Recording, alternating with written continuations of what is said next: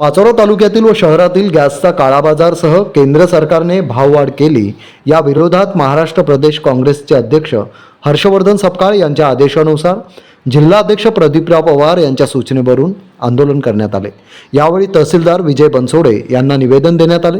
यावेळी तालुका अध्यक्ष सचिन सोमुंशी, जिल्हा चिटणीस शेख इरफान शेख मन्यार, अल्पसंख्याक शहर अध्यक्ष शरीफ शेख, युवक काँग्रेसचे संदीप पाटील, एससी सेलचे शंकर सोनवणे, प्रवीण पाटील, अण्णा पाटील, ओबीसी सेलचे चेतन बोदवडे, प्रशांत पाटील, जुगरात भोई, भगवान भोई, प्रशांत पाटील, राहुल मराठे, दिलदार पठाण आदी उपस्थित होते।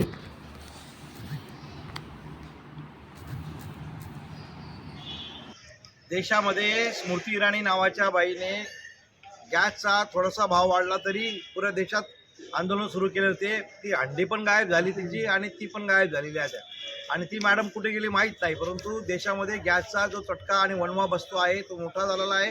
भाववाढ खूप प्रचंड झालेली आहे। 60 रुपये म्हणजे खूप झालेली आहे बरं का। या गॅसवाढीच्या विरोधात हे आज पाचोरा काँग्रेसने आंदोलन केलेलं आहे आणि या आंदोलनाला जे हर्षवर्धन सपकाळ साहेब यांनी महाराष्ट्रामध्ये भर आंदोलन याच्या संदर्भात केले होते।